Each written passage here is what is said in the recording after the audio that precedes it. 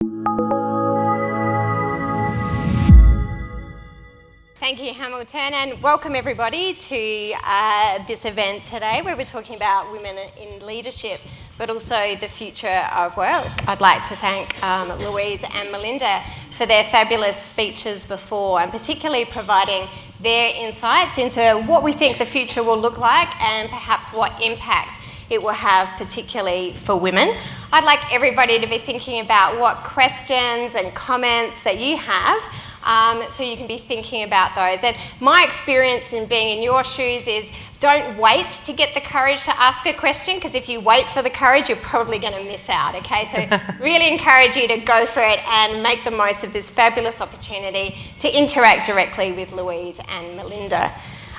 One thing I'd like to acknowledge before we get into some questions, and I'll pose the first question to our panel today, is that so often when we're talking about women in leadership, we're talking about often one segment of women, which is probably represented today here on the stage as well. And I just want to acknowledge that when we talk about women in leadership, it's also worth thinking about the intersectionality when we talk about gender as well.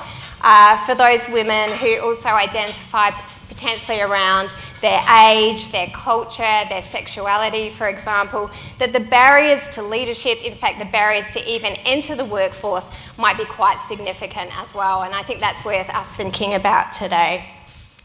So one of the questions that one of my team members, Kate, who's here today, was really keen to ask was, often when we talk about women in leadership, the focus is obviously on women, and her question though was more about, you know, gender stereotypes kind of imprison women and men, and that the question, I guess, is really about what are we doing to encourage men, particularly around their roles maybe outside of the workplace, in caring roles, for example, in terms of what impact that can have to women in leadership as well. So over to you. Well, look, I'm happy to go first. It's something I'm quite passionate about. I think it's incredibly important. We're not going to get equality in the workplace if we can't get equality at home, and particularly around caring. And I think as a society we have got a very long way to go in this respect. You know, personally, my husband does the bulk of caring for our little child, and I'm very grateful for him to do that. But I was struck when we were overseas for quite some time, came back to Australia a few years ago, and for the first 3 months, because he's not Australian, he couldn't work. So he was at home full time with a 2-year-old, and he used to just do that with ease. And but I was home one day, I was sick, and I remember lying on the couch just watching daytime TV, which, you know, I'm sure we all enjoy every now and again. But the adverts on TV about, you know, doing the dishes, cleaning the house, washing the laundry, we as a society could not make it clearer to men that this is not where they should be. You know, these are all women in these adverts. So I think that there is a lot to do. In the same way that we keep challenging the norms in our workplaces, we have to keep challenging the norm at home. And certainly one of the things we found in Oricon, and I alluded to it in my presentation, is where we have introduced shared care, we've seen, even in the few years that we've had it in place, before we had our shared care policy in place, which does give equal levels of share to either the father or the mother, I think the men made up about 7% of our parental leave applications, and now that even just in the few years that we've had it running is up to over 30%. Right. And, you know, even with the flexible working, this is why we initially introduced it, because we said it would be very good for women, but we are finding that it is just genuinely good for everybody. And I think in the same way that we have for far too long assumed that women don't want to take the role of leaders in the workforce, I think we have to stop assuming that men don't want to share in the caring responsibilities and the like at home, and we have to just challenge ourselves on both those fronts. Absolutely. Great example. I think what we see on TV really represents our culture, and of course, Louise, it's not just your husband who is potentially seeing that, is it son? Yes. Is also, you know, growing up and seeing that too. So, Melinda, would you like to comment on this idea of gender stereotypes? Yeah, I always think it's fun to make it a bit personal, keep it real. So I remember, probably about 15 years ago, standing up at a Women in Leadership event and basically describing myself as a fraud. because I was basically the female equivalent of the typical male senior exec. So my husband was a stay-at-home husband, I was working long hours, and he was entirely, so not earning an income, caring for the kids and managing the household. So the idea that I was somehow this great sort of, representative of social change, I just sort of said, quite frankly, I thought was not accurate because I just flipped it. Now, the fact that I was a female, if people saw that as a role model and it empowered them to do other things, great. But in terms of the way I was living my life, that was not the case. My husband and I have,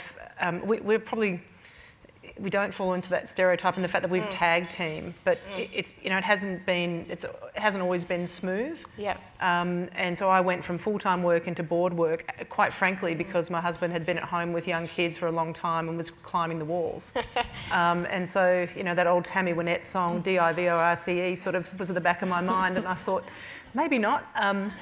But can I just say one of the things, so I think, Louise has talked about some issues at the workplace that I think are really, really important. And as a board director, one of the things that I've really tried to champion is transparency around metrics around flexibility policies, not just for women, but for men. So you've got to encourage men to make use of paternity leave policies, flexibility, and all the rest of it, because if you're really going to drive change, you absolutely must do that. And that's a big cultural shift. When my husband wanted to go part-time before our first child was born, he was working for a not-for-profit. He was the first male in his organisation to request flexible working arrangements to care for a child in a not-for-profit. And subsequently many others did, but it is a big cultural shift. Yeah. The other thing I was going to say, sorry, I'll try not to be too long-winded, but there is a big societal shift that needs to happen here. The biggest challenge for my husband as a stay-at-home father, so we've got 3 girls. So the fact that we have 3 girls created additional challenges for him. Yeah. Now, in the schoolyard, he was often the only father, and that was a problem. The conversations were difficult. Hanging out with women was kind of a problem too. And the example I gave was that if I hung out with my friend Michaela and went and spent the whole day at her house drinking tea, that was totally fine. Like, no one knew what we were getting up to, but what the heck. But if he did it, whoa. Yeah. There was a mother at the school who was associated with the police force who actually police checked my husband before a play date. Now, 1, that's illegal, just for the record. But 2, that's what men have been up against. Absolutely. So let's call it and say there is just a whole spectrum of things that really need to change. Their attitudes to work, their attitudes to home life and who does what at home. But there are so many barriers to this more flexible approach and to enabling women to do the things that they want to do that are built around this whole family structure. And that would also have repercussions more generally in terms of flexibility. Yeah. So if you say I want flexibility to have, to look after my family, fine. But if you said I want to do this because it's good for my health and well-being, I think there's still organisations where you bump into resistance. So there's a really big issues here that we need to be pretty upfront about. Yeah, no, thanks, Melinda. And I think my team and I do quite a lot of work with our Thrive program. We're working a lot with new parents, and one of the themes that comes across in working with new fathers and mothers today is the approach of equal parenting. And I think we're not necessarily seeing organisations with that approach, still sometimes seeing it as the traditional, that it'll be the woman's role to take maternity leave, and so I think it's a little bit of a catch-up. And also, to support your point, the Australian Human Rights Commission did research into flexible working requests, and they found that when men put in requests for flexible work, they're twice as likely to be denied compared to women. So that's that gender stereotype, in practice. So thanks for sharing, both of you, a little bit about your own personal lives and bringing that to life for us. I'd now like to open up 2 questions from our audience. I think we've heard a whole range of things about the future. Louise and Melinda have raised things that potentially are risks for women, but are also potentially opportunities as well. So I'm sure you have questions and comments for them. So can you please raise your hand if you've got a question? That will just help our CEDA people who are around the room with microphones to find you. We've got a question at the back there already, but remember what I said about courage? Don't wait for the courage. If you wait too long, you will miss out. So have we got a question at the back there? Yep, thank you. Go ahead. All right, so Melissa, earlier you mentioned that we should study something we enjoy. In a world where technology is taking the jobs of humans, how can we how can we ensure a job that we enjoy? I think it's a really great question. I think what I was trying to suggest is that, number one, I think how we define a job is changing, and the way we combine skills to do a particular task is changing so quickly that the idea that you'll be, so for instance, that you'll work in the typing pool, which people used to do when my mum was around, that they would sit there and they would type letters for their boss, and you were a typist. Well, so now everyone's a typist, right? Yeah. And so those skills are going to morph. And so my point was that if there's something that you're passionate about, a topic or an issue or a subject or something that you like doing, that really helps you to anchor your ongoing love of learning and your skill development. And that what you will do over time is pack skills around it that enable that. And so that trying to sort of sit there and say, as when I was studying, right, I'm going to study economics, I'm going to be an economist, I'm going to go to Treasury, I'm going to work my whole life at Treasury, linear career path, is not the way of the future, and it actually hasn't been the way of my life. But the thing that's kept me relevant and my skills relevant is saying yes to opportunities and making sure that every opportunity that's come up, I've always focused on it through the perspective of, does that give me more opportunity in the future? So it didn't have to be an upward step, it could be a sideways step, but if it gave me more opportunity and gave me different skills or new skills, then that was what I found useful. But if you spend your whole life trying to build it around something that you don't love, at some point you're just going to find reasons to procrastinate and put the TV on rather than kind of growing and evolving yourself. And so I think we can get caught up in, what am I going to study? What's my job going to be? Yeah. Just get skills, learn lots of things. I think I've seen, my daughter studying philosophy. I never thought she'd study philosophy, but it's enriched her in ways that I never imagined. And I'm certainly not sitting there wondering if she's going to be a philosopher. But equally, I've got no doubt that she's going to use those skills at some point in her career. Melinda, thank you. Now that question came from a student. Can we hear just which school you're from? From Scotch College, great. Thank you for your question. Now, Louise, would you like to answer that question? Well, I think just to add really what Melinda said, I think one of the things that we talk about is robots taking jobs. I think we've got to be a bit more particular about the fact that automation won't necessarily take jobs.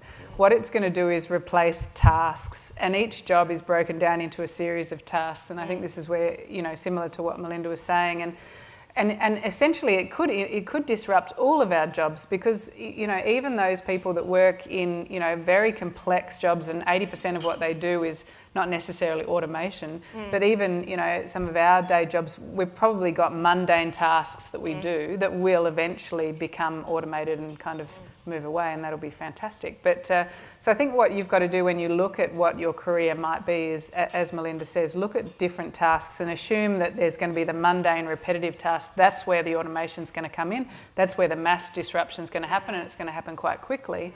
But there's going to be a lot of other skill sets that society will still require for the foreseeable future and beyond that are going to be beneficial. And if you can find the portion of that you really enjoy and become a lifelong learner, then you can adapt and move with the changes. Makes sense. Great. Thank you, both. Now, what other questions do we have for the audience? Please raise your hand. We've got one over here. There's also another one towards the back and a couple down the front here as well. So please, go ahead. Thanks. Firstly, I'd like to say thank you to the men that are in the room. I think it's actually really good that you come and show your support for the people that you work for and your loved ones. And I'll also think that we as women are pretty good at sort of getting the men in our lives to sort of check their thinking and, support the women with what they're doing and to not be stereotyping. What can we do to sort of help bring that way of thinking into our professional lives without sort of overstepping the mark? Yeah, okay, good question. I'm very happy to lean in on that question, and I'll tell you why. Hamilton mentioned that I just finished off as a board director of Woodside Energy. I'd been on that company on that board for 10 years. I started relatively young compared with my peer group on the board. Yeah. I was the only woman on the board. Is that through that whole 10 years, Melinda, No, or just actually, at the start? Interestingly, and Yeah. sorry, I promise I'll answer the question, but interestingly, so when I started, I was the only woman. A second woman was appointed, I think, 4 years in. And it was really fascinating because I know her and we've become fast friends, but we didn't talk about this, but we never sat next to each other at the board table. And then we got a third woman, and then we all would sit next to each other. And so it was like, when there was two of us, we couldn't be the female block. But then when there were three, the dynamic changed. So anyone who doubts the 30% rule, here is lived proof that the 30% rule actually really matters. That was completely unspoken. Now, one of the things that I will say that I learned over my time as a director, and that was my first listed board, so it was a bit of a learning curve, was that early on, I was too much the sole voice on issues of diversity and gender. Now, and eventually you lose your voice because of that. People stop listening, and you can pretend otherwise, but they do. I had one or two occasions where I said something that wasn't what people expected, and they just went off and drew their own conclusions, and I had to stop and say, no, that's not what I said. So what you need to do is find people who you can bring with you and enlist them to support the push and change. So you've got to reach out to men and have conversations with men and not the usual suspects in your organisation, and have coffee with them and talk to them and say, this is my perspective, can you help me with this? Because if I'm always the voice on this, it's not going to be effective. So you really need to reach out and build your network of influencers, either across different functions, across gender, and across levels, so that it's not always the young people, not always the women, and you've got this multiple voices, and that's how you'll get better change. Louise, do you want to comment on that? Yeah, look, I think, again, perhaps a similar vein. I think that's also been very important for me, and I think you'll find that standing up as the sole female who's the voice and the visible leader in diversity in any organisation can be challenging. And that's, Liz Broderick introduced the Male Champions of Change program for exactly that reason. She said, we're not going to change this until we get men visibly leading this change. And I think just on another completely different angle, part of changing the culture in organisations is incredibly important, and you touched on it in your speech. We can't just have a series of policies that are out there and have a tick box and have a set of metrics. One of the things that's important for leadership is to live and breathe those policies. And one of the most wonderful stories I've heard comes from a male colleague of mine who used to run our business in Western Australia, and he said that when we first introduced our flexible working policy, he's got 4 kids, and he used to go 2 nights a week to pick them up because they shared, he and his wife shared the pickups from school. So he used to go 2 days a week early to go and pick these kids up from school. And what he would do is he would pack his bag up, but he would leave his laptop and his notebook out and carry them under his arm, because he was like, I'll just make it look like I'm going to a meeting so nobody knows where I'm going. And eventually he sat there and he went, you know what, this is not right. If I can't expect this to become normalised for the men and the women in this organisation if I'm not willing as a leader to get out there and kind of do it. And so he then introduced this concept of leaving loudly and proudly. And he would literally, he went then to kind of completely packing up his bag, and then as he walked out, actually audibly telling people, I'm going to go pick up my kids now, and doing it. And I think there is an onus on leadership to absolutely lead the way so that we can demonstrate to our people that not only is this normal and these policies are acceptable, but they can succeed into leadership positions in our organisations even if they use them. Yeah, really Or because powerful. they use them. Because they use them. Yeah. Oh, exactly, because Great. they use them. Now we've got a question down here. Thank you. Yeah, go ahead. So Louise, I'd really like to hear about the journey of your flexibility programs at Oricon. I think most of us here are working in an environment where we're trying to do more with less or the same with less, and the desire to have eyes on staff and visibility and create that collaboration. I'm hoping you can share with me the story and the conversation at the executive level and at the board level to support these programs, because I'm imagining it wasn't an easy one. No, look, it's not. Although, you know, I think in and amongst a number of things that we were doing, it was definitely something that we made the decision fairly quickly that we wanted to go down that path. So I think the support was there. I'll perhaps touch first on some of the things that I do think you have to embed for these programs to work, and then I'll touch, because we were talking later a little bit about some of the challenges that we still find and through the nature of our industry. So I think firstly one of the big changes is to move, we're a professional services firm, so we are very much traditionally based on you sell hours. So every day you put a timesheet in and then you sell those hours to people. So the first big step change that we're still moving through is to say, well, how do we break down the fact, because if you're not sitting at your desk, how do we know that you're doing the hours? So you've got to flip your mentality to be, well, I'm going to give you a set of outcomes that I expect from you, and then how you deliver those outcomes, that's up to you.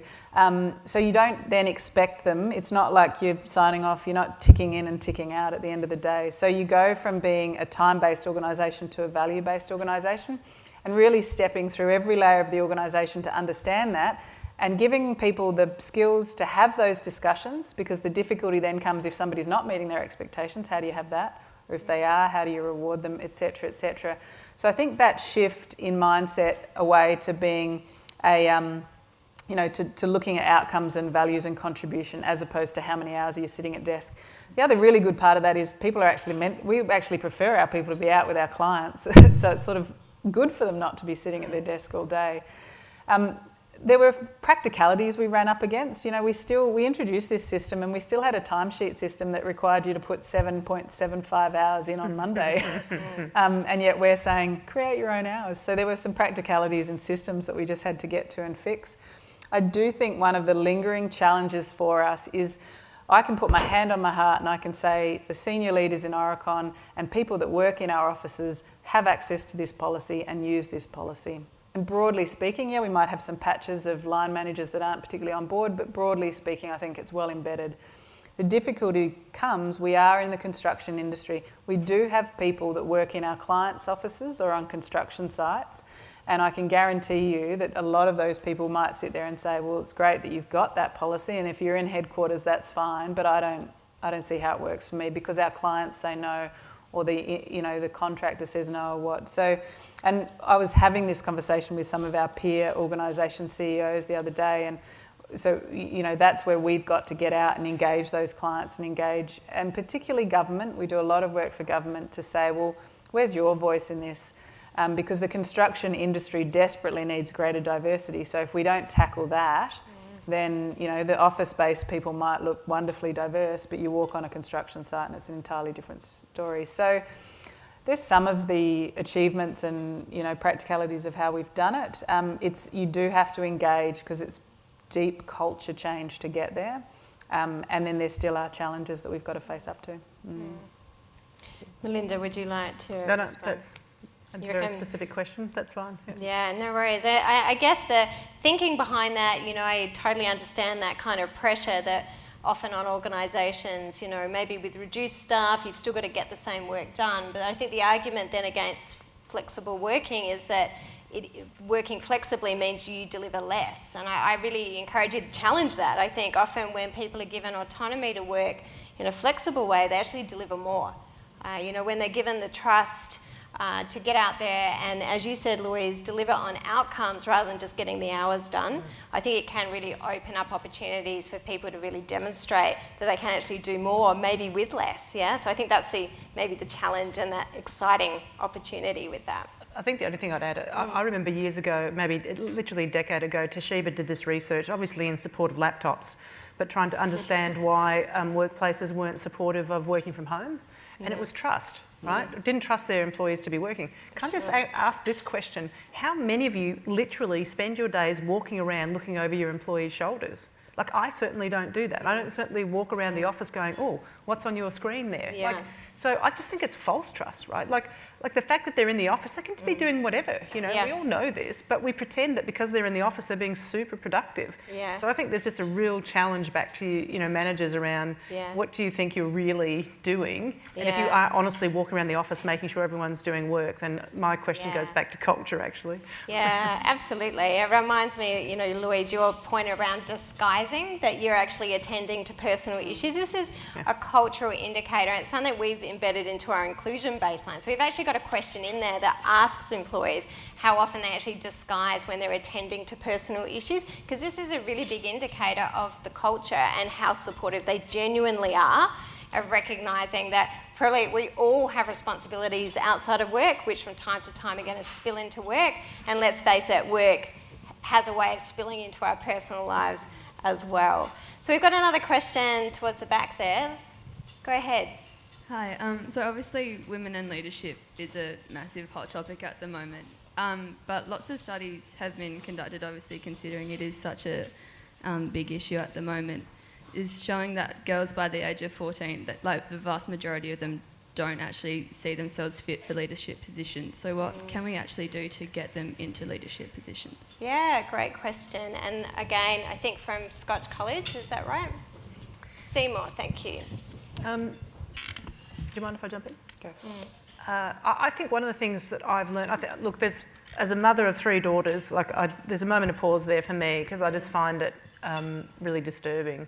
And, you know, obviously there's what you do as parents and whatever else, but when you start talking about what you do in the workplace, I'm glad you asked the question, because it allows me to sort of reflect on this thing that I've learned, which is from time to time, as you hire up and you're hiring people or looking to promote people, one of the things that I have not been proactive enough in doing is challenging people who've said no to an opportunity.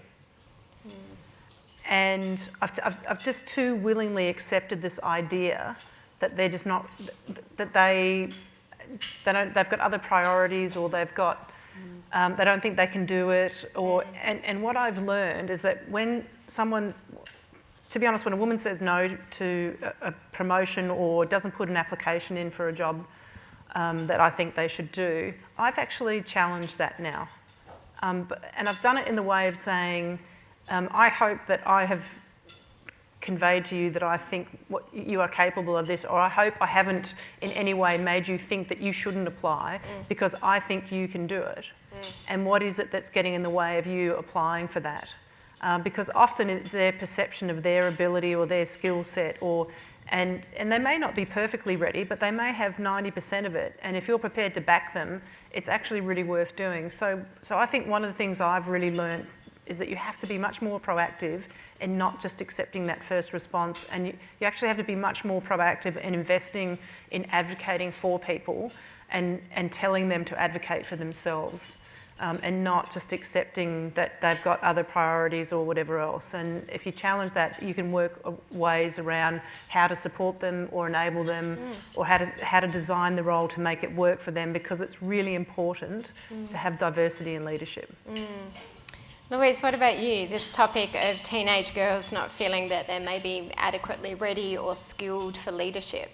Yeah, I mean, it does point, similar to the initial question we had on men in caring roles, it does point to pretty substantial societal change that we need to address. And you know, I'm hopeful some of these great big global movements that we're seeing on this topic at the moment will play a part in shifting the dial on this, and I think our awareness of it and the work that we do fostering young women and challenging some of those norms and those assumptions, as well as, you know, trying to pull to bits the beauty industry and some of the part that they play and the like, I think is still incredibly important, and we're starting to see some real movement in that space. I think from an organisational perspective, you know, if I look at engineering, and the age of 14 is typically an age where young girls drop away from science and STEM subjects as well, so that impacts our industry. I think we have traditionally, as an industry, stood back and said, well, we don't have a pipeline, and that's our alibi. We can't do this. There is no pipeline, and that's not our fault. That's the universities. That's the schools' problem. And I don't think we can afford to do that anymore. I think we need to engage. There needs to be a much closer engagement between industry and universities in particular, but we do need to recognise we need to dive deeper. We need to influence these young girls at a much earlier age. And I think a big part of that is, for leaders such as myself, female leaders in this industry, we do have to carry, an unfair burden of responsibility in being the role models. Yeah.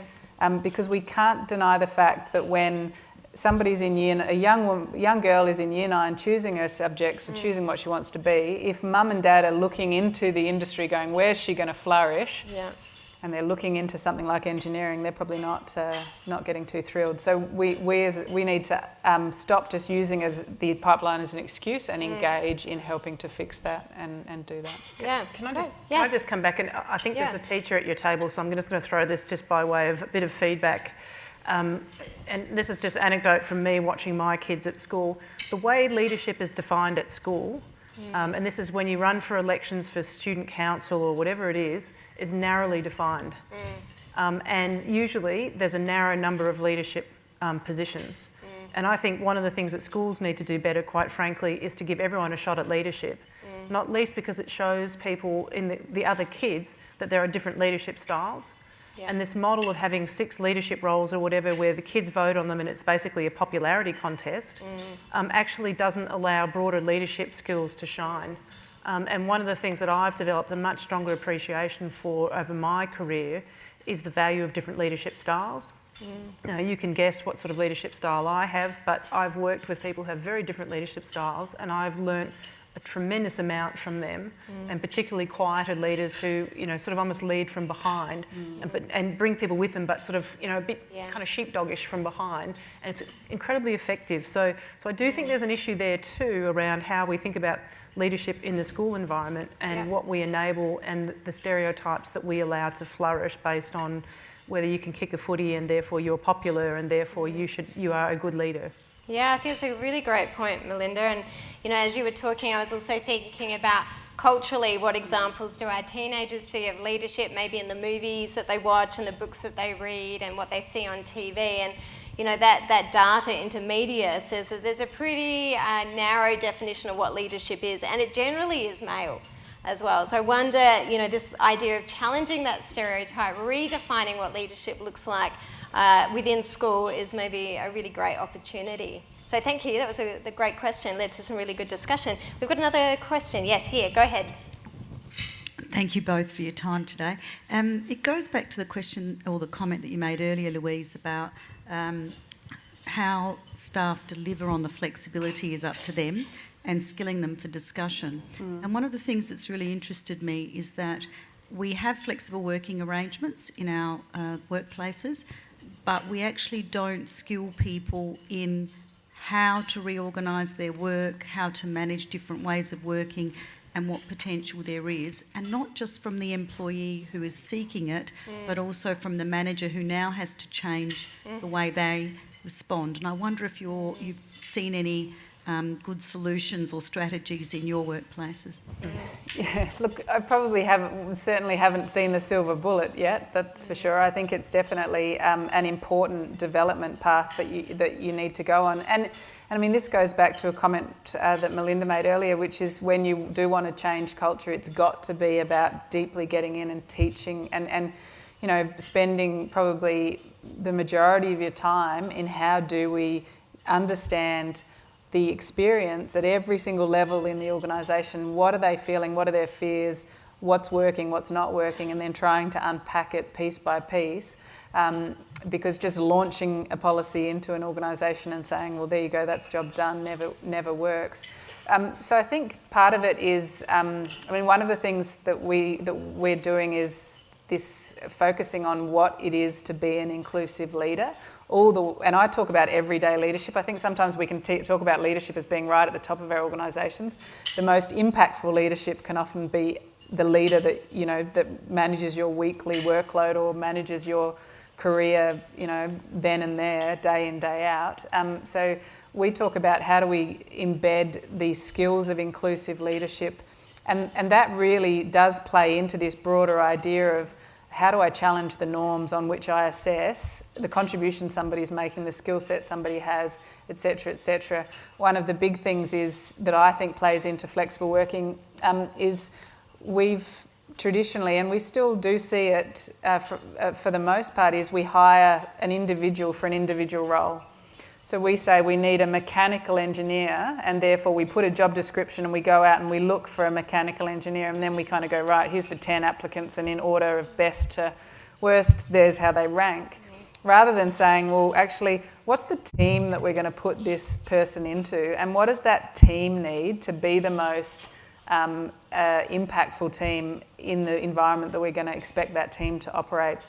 And then you might find that when you assess those individual candidates against that requirement in that team environment, you could get an entirely different answer to that question. So I think it is about skilling line managers in how to challenge their norms and look at things quite differently.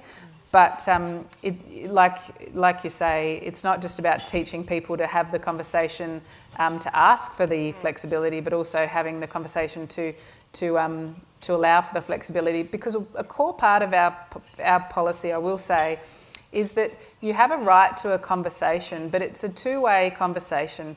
So we have clients, and if at any time we need to do something for our clients, and it needs all hands on deck, then we need all hands on deck, right? So it's got to be a reasonable conversation. Somebody can't just say, well, I'm never going to work from Friday to 12 to 5. Just never going to do that. That to me is not a reasonable request on flexibility. Both sides of the party have to have the ability to be flexible and to continue that conversation so that you can achieve those outcomes and so that we can continue to deliver as an organisation and achieve our goals. Yeah. So I don't necessarily have the silver bullet. It's a really good question, but that ongoing engagement and listening and hearing what people are saying is really important. Melinda, do you want to add to that? I'll give you a personal kind of reflection on it if you like. I think what you've done is just actually acknowledging that people need to manage and you need to build those skills, and those skills need to evolve to be a manager. So Louise and I were talking at the table about, so I started my career at Federal Treasury. Federal Treasury recruits, I mean, they've got a broader remit now, so they recruit other professionals, but when I joined, by and large, they recruited smart economists, right? And they hired you because you could, do an econometric model or whatever else. And then they brought you into the organisation, and then you got promoted up and promoted up and promoted up, and then all of a sudden, you were a manager. And in my case, I went overseas and had to sort of manage from beneath in the role I was in. But then I came back, and all of a sudden I was managing a really complex team of 8 people. And I was managing a huge agenda. And I had the team I had was a really super bright graduate who was super challenging. I had an Indigenous cadet. I had a single father with 2 kids who wanted to work flexibly. I had never managed before. Now, there wasn't even a manual. Like, no one even gave me a manual, right? They just, no one even a piece of paper. It was off you go. And to be honest, I left that organisation because of that. Because all of a sudden I had gone through my career feeling like I could do what people had asked me to do. I'd been promoted. Treasury had invested enormously in me. They paid for me to do my masters. They sent me overseas for 2 years. They were thinking I was going to stay, and the reason I left was because they didn't train me to be a manager. Yeah. So that's the cost equation, to be honest. Yeah, absolutely. I think that's a great question because it really recognises that, I think organisations have got excited about flexible work as part of their employee value proposition to their people, which is fantastic, but without always supporting managers. And we hear from the employees that we work with, this concept of the manager lottery. If you're lucky and you have a manager that supports flexible working, then the policy gets put into action. But if you happen to work for a manager that's not so supportive of it, well, bad luck. And some of the work we've done with clients is specifically doing exactly what you were talking about, Melinda, working with organisations to help managers understand how do you manage a flexible working team, because it's probably different to how they were managed, in all likelihood. So there are new skills to be learnt in that. So great question. And I think, go ahead. Just add in there, I think one of my predictions, another future trend. You know, we have in the last, part of the problem here is that we have in the last 10 or 15 years seen the decentralisation of HR. Yes. So we have seen HR shrinking as a function, and we tend to say, particularly with line managers, well, now they can do that, and come away with 10 things. And if you run an engineering organisation, you usually finish it up by saying engineers are not very good at any of that. So I think we will start to see perhaps a shift in the perhaps the broadening of HR responsibilities, and starting to reintroduce the fact that some of this stuff, there are people that are very good at it and there are people aren't, and we shouldn't just throw them all into the same bucket. Yeah, good point. Yes, we've got a question here. Thank you. Being women in high leadership roles, how do you feel you've impacted your workplace in a positive way? In my case, I think it is around that issue of just recognising that you're more than just a senior leader, or that, you know, I've got family, I've got other interests, I've got other jobs, quite frankly. So I'm juggling a lot of things, but I'm quite upfront about them. I do think I bring my whole self to work. And the point about, you know, to be honest, I'm a loud arriver and I'm a loud leaver. And there's some days I don't arrive to work until 9:30 because I've dropped one of my kids off at school. And there's some days when I'll be out the door at 3:30 or 3 because I'm going to go and do something or go and see a school assembly. And I make a big, you know, to be honest, I actually leave and say goodbye to everyone down the full length of the office, so everyone knows that I'm coming and going, and that it's nothing special. So I think the difference I've tried to make is to say to people, yes, work is important, but work is one facet of your life. And so, for instance, I try to start all my performance conversations with how you're travelling, how is work fitting in with your life, and what are your aspirations in the future, because it may not be work, but how can we help you to get where you want to be, and what are the experiences that we can provide for you at work. So it's a more holistic approach, Right. and hopefully people like that. Thanks, Melinda. That question reminds me, Louise, of the conversation we were having before the event got started. You know, this question is, as a woman, you know, what positive impact you've had, and it made me think of that example you provided in terms of, you know, Oricon does work in terms of actually changing the environments that we live and work in. I wondered if you'd be happy to share that example, the transport one, where... you know the one? Right. Yeah. No, so now I'm with you. Sorry, we've had a few conversations. We've had a few conversations, in all fairness, yeah. And I was focusing on lunch. So, look, I think, you know, there is I do agree with your authenticity of your leadership. And somebody once said to me, you can't be only a little bit authentic. You've either got to be entirely authentic or not authentic at all. So, but I think also standing up and, you know, really challenging the norm, and challenging and calling out when you hear things that, you know, that you want to change. And the example that I used was, I was at a function quite recently, and there with the CEO of Public Transport Victoria, and he was talking about the Melbourne public transport system, and he talked about end of trip, the Victorian government being invested in doing some work on end of trip servicing. And we were in a room, there was about 40 of us, and there was only about 6 women in this group. And somebody said to him, well, what do you mean by that? And he started talking about, well, what I mean is, you know, if you're in Melbourne and it's late at night, we now do an overnight train service. So you can get around the city because there's free trams, and then you can jump on the train and end up in Dandenong at 3 o'clock in the morning. But if you live 5 minutes from your house, how are you going to get that last little 5 minutes? And that's where they've got a gap that they need to fill. And one of the men in this room suddenly sort of stood up and threw his hands in the air and made this audacious comment and said, where on earth is society going to? Why the hell wouldn't you just walk that 5 minutes home? And I straight away went, put my hand up, and I said, look, you know, I wouldn't walk 5 minutes home at 3 o'clock in the morning in Dandenong.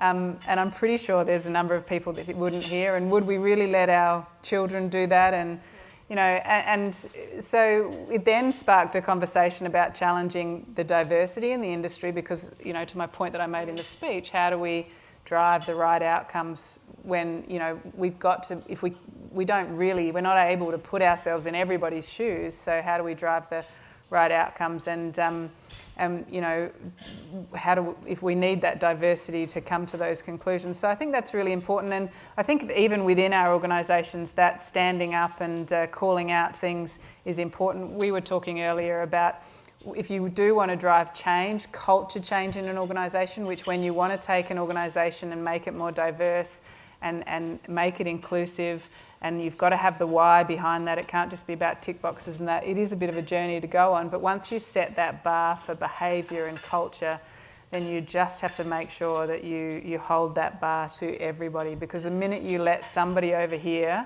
because maybe they make you a lot of money or they do something really well, fall below that bar, that undermines culture like you've never seen it before. And I think in all of my years' experience where I've had to deal with difficult people, I've never regretted having done it once I've done it. It often takes too long, but once you go there and deal with that issue, you never regret it. So I think in terms of impact, there are a few examples. Great. That is unfortunately all the time we have today for questions, but thank you to the audience for those fabulous questions. Could everybody now join me in thanking Melinda and Louise for today?